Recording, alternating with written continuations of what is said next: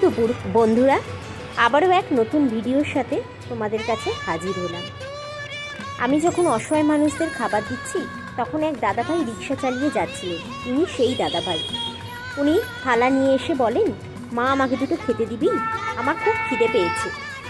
কোনো মানুষকে অবশ্যই সেই খিদের সময় না বলতে পারবো না, কারণ আমি কিন্তু ওনাদের খিদে মেটাতেই যতটা সম্ভব আমি রাস্তায় বেরিয়েছি ওনাদের পাশে থাকবো বলে।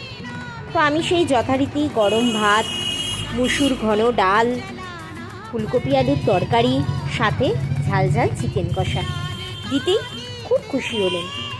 বললেন খুব ভালো লাগলো, আমি এক্ষুনি রোদে বসে খেয়ে নিচ্ছি।